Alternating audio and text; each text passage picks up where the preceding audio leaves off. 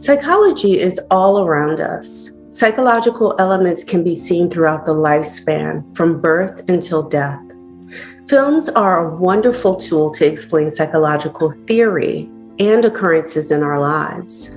Characters interact within each frame of film psychological concepts. The films we remember most and view multiple times engage us by capturing the presence of these psychological dynamics in an authentic way. Please join me today, Dr. Katherine Marshall Woods, media psychologist and film consultant, and our guest today, Lorey Hayes, with the film The Dragonfly Tale on the best psychology in film.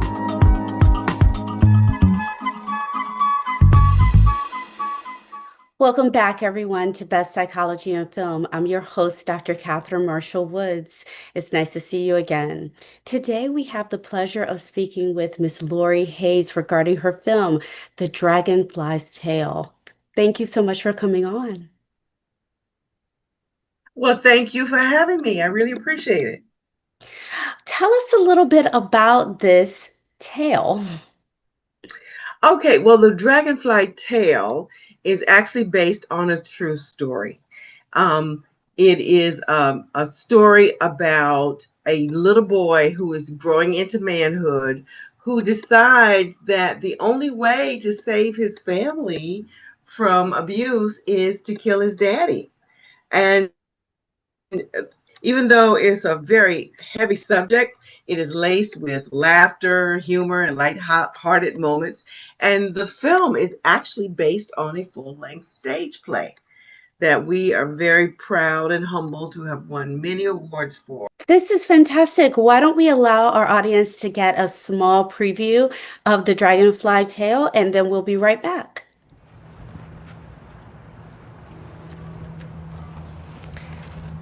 New scar on your back, Evelyn. Saw it when I was washing your hair. Clement beating up on you again, ain't he? My sister would roll over in her grave if she knew that I was letting you stay in that hellhole. Leave him, Evelyn. I know I need to leave, May. I'm just saving my money and waiting for the right time. Ain't never gonna be a right time with that man. He put you in the hospital when you had that last baby. He making you pregnant, and then he beating you for keeping it. Stay with him, and you are taking your chances. I will help you out the best way I can. I'll give you a second job till you get on your feet. I don't know what to do anymore, Vera May. It used to be a time Clement claimed I was the only thing he loved in this world, more than his own mother. Ain't nobody ever seen his mother. She could be dead somewhere from him beating her to death, sealed up in a wall somewhere. He wasn't always like that. Before he went to the war, he was a kind, loving man. And he came back from that war with these pains in his head and the devil in his soul, like something is eating him up inside. He's up to almost 4 BC powders a day. He must be in a whole lot of pain, because 2 BC powders is enough to numb a horse, but that is no reason to make you suffer. You know, you mentioned that this is based in a true story about the little boy who believes that the only way to save his family is to kill his father because of the history of abuse that's happening. Can you tell us a little bit about this little boy's environment? Well, it's set in Hereford, Texas, 1964, 8 months after the Kennedy assassination. His father has come back from the war mentally scarred, meaning he's had PTSD. Cut Buddy, one of the main characters, has come back with the loss of a leg, but he has come back grateful to God to have let him live. And in this little town, in my film, no, wait a minute, I'm trying to go to the play.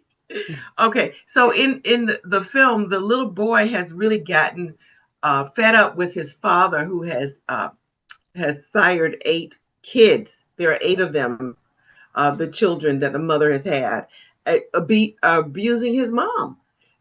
And so he feels like he is the head of the family, though he's not. He is the youngest the next to the youngest of 8. But he is a very precarious young youth, and people just love him in the town and the city, and everybody wants to adopt him. And it's only because Cut Buddy, the gentleman who lost the leg in the same war that his father was in, takes him under his wings and helps the little boy understand that if he kills his daddy, what the consequences are.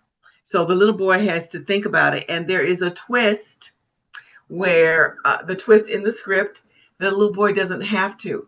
The film is based on the fact that if you catch a dragonfly by his tail and whisper your wishes in his ear, your wishes will come true. So in the beginning, you see a little boy trying to catch a dragonfly so he can whisper in his ear so that his wishes will come true, that his daddy no longer abuse his siblings, him and his mom, and that he heals. You know, Lori, this is such an important story to be shown, just because of the prevalence of domestic violence and abuse that happens within families. I want to offer our conversation and our audience some just statistics that are posted on the domestic violence hotline website, and they indicate that just under 15% of women, 14.8% in particular, and 4% of men in the United States have been injured as a result of intimate partner violence. And this includes rape, physical violence, which is what we see more in the film, and or stalking by an intimate partner. Intimate partner violence in particular affects more than 12 million people every year, which is extraordinary. That's an extraordinary number of individuals who are experiencing some level of violence with their intimate partner who, I imagine, desire a trusting relationship. Over 1 in 3 women, 35.6%, and 1 in every 4 men, 28.5% in the US have experienced physical violence or rape or stalking by an intimate partner. And almost half of all women and men in the United States have experienced some psychological aggression by an intimate partner within their lifetime. So approximately 48.4% of women and 48.8% of men. And one in particular statistic that I thought was quite telling is that most female victims of intimate partner violence were previously victimized by the same offender at rates of 77% for women of ages 18 to 24, 76% for ages 25 to 34, and 81% were re-victimized for women who were ages 35 to 49, giving us some indication that once someone is aggressed upon in this manner within their intimate partnered relationship, they're more likely to experience that same dynamic again and again and again. They are not necessarily inclined to have that experience once and then flee. At least 77 to 81% of women do not do that. They end up staying in connection with this person that allows them to get traumatized or assaulted upon. And we see this a little bit in the film because the mom is in this marriage with her husband, and it seems like this abuse happens frequently within their lives. Now, the most heart-wrenching thing that I have ever experienced was being in New York during the Bride March. And the Bride March is in March of every year, and these women get dressed up as brides to represent their friends who have gotten killed either on their wedding day or somewhere thereafter. And they march down the street, asking to put an end to domestic violence. And that is one of the things that really helped launch our piece to the general public was the Bride March. We mingled with them, and we actually had representatives from the Bride March at one of the readings of the play in New York. So, yeah, that really happens a lot. I think what I want to say, frankly, is in what you're sharing really is that domestic violence, intimate partner violence can be lethal, right? That this Mhm. can take one's life, Yeah. being in this relationship with an individual. One of the things that I was quite compelled by in the film is that the mother, the wife of this individual who's experiencing the abuse, she has a friend and she has a woman who shares with her um, her concerns and to get out of this relationship. And I'm wondering about that role because a lot of individuals can feel like the the violence is happening in their relationship and I shouldn't say anything or I should Right. stay out of it.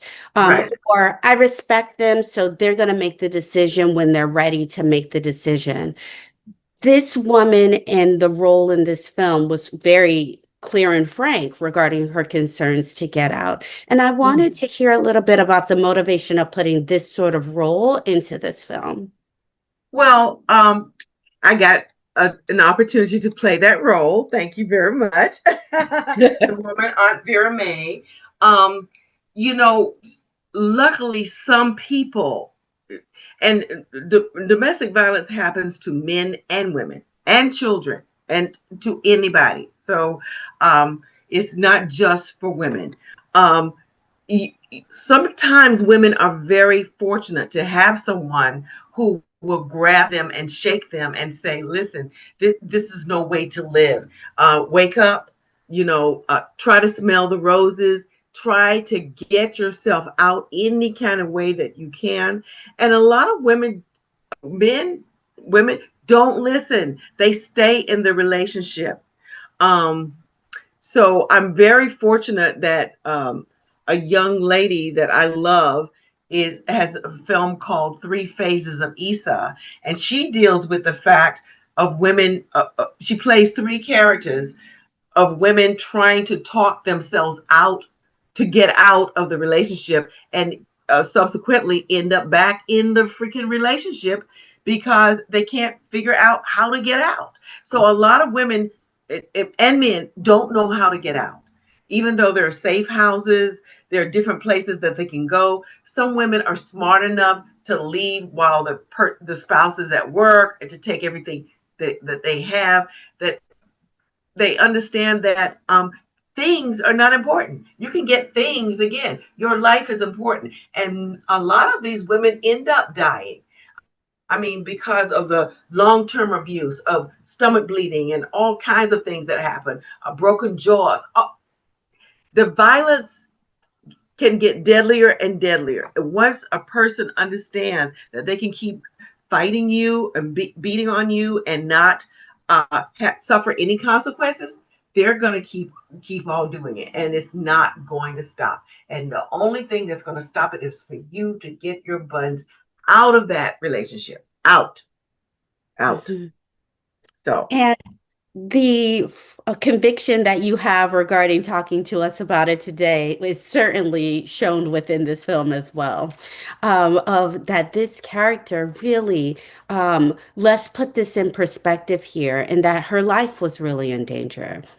Um, and this film actually shows the aspect of wanting to care for that person, feeling bad for that person, being empathetic to what, her husband was going through. Like you mentioned, he too was experiencing some emotional and mental health challenges and had PTSD from the yeah, war. How understandable is that someone would come back with such scars and these symptoms would arise? But this character is saying that even with that being the case, that this violence that's happening is still not okay. it's not okay. It's definitely not okay. No matter what that person is suffering, no matter how much you feel for them, you have a responsibility to yourself to save yourself, and how are you going to save anybody connected to that if you don't get out and uh, climb to the top of your mountain and throw that rope down and pull others up out of that? Don't just stay silent. That's the challenge. People have stayed silent too long. That's why the Bride March in New York is so important. You know, Yeah, people don't even know about it. right. They don't Right. know about the Pride March. I saw Yes. these women walking down the street, marching down the street. I didn't understand what the freak was going on. These women in wedding out, they all have wedding gowns because they know someone or someone close to them who has died, from domestic violence on their honeymoon or their wedding day. That's Oh, really sad. it is. Really sad. It's very sad. And one of the things that we know is how hard it is to get out. When we Yeah. come back, I do want us to talk a little bit about the mental health impact of such violence on an individual. Because one of the things that I want to be very clear within our time of talking is that there is an understandable, like why we can understand why a person would stay. And so many times, individuals who are victimized are blamed for what is happening to them. So I want us to like get some grounding as to where this person may be coming from that may help them stay in the relationship. It's not that they want to continue the relationship and be continued and injured and assaulted, but there are some other things that may be going on. So for us to be able to create empathy and therefore hopefully further compassion and support for individuals who are experiencing violence, intimate partner violence, as well as domestic violence. So when we come back, I'd like to continue to have this conversation with you, Lorey Hayes, regarding the film The Dragonfly Tale, to be able to really highlight the importance of this work. We'll be right back.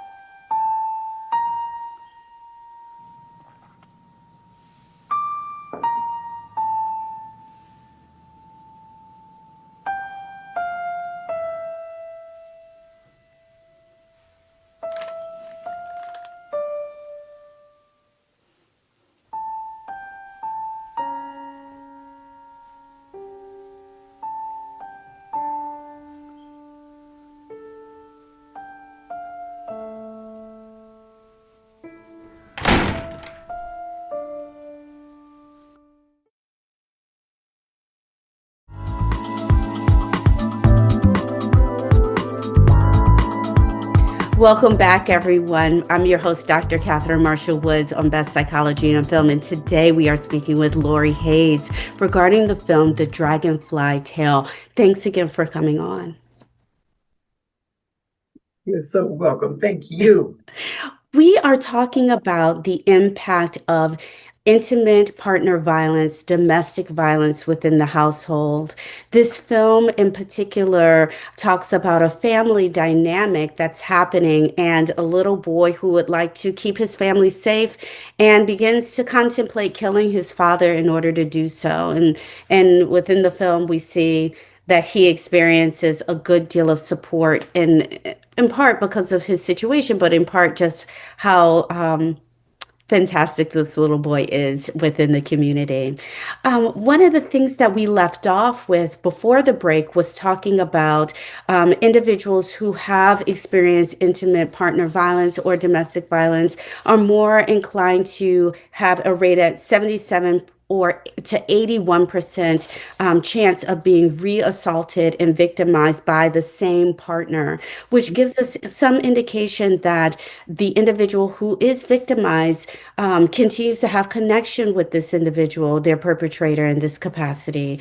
And at times, people wonder, why don't they leave? And many times people give up on the person and say they'll leave when they're ready, but I can't be involved anymore. I wanted to highlight just some additional statistics for us to consider is that survivors who have experienced domestic violence are 3 times as likely to meet the criteria for PTSD. They are also twice more inclined to develop symptoms of depression and 3 times more likely to develop symptoms of major depressive disorder. They are also 4 times more likely to attempt suicide. Survivors are 3 times more likely to be diagnosed with anxiety disorders and 6 times more likely to develop a substance use disorder. And these statistics are coming from the Domestic Violence Hotline website. So we see that the impact of domestic violence plays significantly on someone's mental health, which can impair someone from making the decisions to leave or disconnect from a person who is assaulting them and injuring them. And so within this film, I'm wondering, do you feel like the mother or anyone in the family experience any mental health concerns other than the father? Mm. I'm sure that they're all scarred. The person, oh, it's so sad. The person who I wrote the story about is the partner who wrote it. Who lived it, and he has a twin brother. And my partner has always been a kind, loving person, and he displays um, these signs of just losing it from time to time on him to himself. Not that he puts it on anybody, but he loses control of his emotions. And I really believe that has to do with how he was raised, how he was brought up, what he saw as a child. Um, the mother was definitely scarred. I mean, they're physical scars. There were physical scars on her until the day she died. So a lot of women that I've talked to have histories of having been abused before, just assaulted or molested when they were a child, and they feel sorrier for the person that is abusing them than they do for themselves. They feel like they are reaching out and they are helping that person by staying with them. So I mm, it's a sad story, the vicious cycle. Sometimes women just don't, or women and men don't feel they have the wherewithal to leave. Uh, this woman particular straddled with 8 kids. Where is she going to go? She doesn't know. She doesn't have any idea of who to go to, what to say, how to get out of this. And the idea of leaving him behind really hurts because, for example, some of these men they wear different hats. They start off being very kind, very loving, and they become kind and loving after they've done whatever the deed is that they have to do. But they are going to go back to doing the deed. Most of them will not get help. They won't get mental help. They won't go to a therapist. There's nothing you can do to force them to go to a therapist. I So, think, it's important what you're articulating is that we psychologists talk about the cycle of violence quite frequently, especially if we have a patient or a patient who knows someone who's experiencing domestic violence in some way, is that we see that there is this cycle of violence that happens where someone is assaulted by their partner. They then actually go through a repair of I won't do it again. And so there's this loving exchange that is extraordinarily reparative for the relationship. And then the person assaults them again. And as this cycle continues, yes, the repair continues to happen, but that person is walking on eggshells now because they know at some point that reparative cycle is gone once the person has connected back to them. Now it's a period of walking on eggshells, knowing or questioning when the abuse is going to happen again. So the victim is aware that it's only a matter of time that this abuser performs a violent act again. So it's predictable in some ways. They may not know exactly when it's going to happen, but they understand that it will happen. And some victims are even known to say, and I provoked them to allow it to happen because I no Right. longer want it to be walking on eggshells. Then we can get back to where the cycle leads off, where they're sorry. They say that they won't do it again, etc. So, And go ahead. no, go ahead, please. I was going to say the makeup sex. We don't talk about that. The makeup sex for some of these victims is phenomenal. And they think that, okay, the makeup sex was amazing. This is a person who loves me. This never going to happen again. And then they're surprised when it happens the second time. So I can see the first time and the second time. But the third, the fourth, the fifth, my mother always said to me, she was from North Carolina. She always said, if a man ever raises his hand to hit you, I want you to kill him. And she was very serious. She said, because if he does it once, he does it again. And I believe that's what one of our producers, Ed Jones, I believe he had some of the similar feelings when I told him about the Dragonfly Tale, because he's from Cincinnati, Ohio, a small town. And I don't know, we didn't really talk about if he's witnessed people who have been victims of domestic violence, unfortunately. And it's not a great place to be into, because it's hard to help that victim understand that they got to get out of there. Mm-hmm.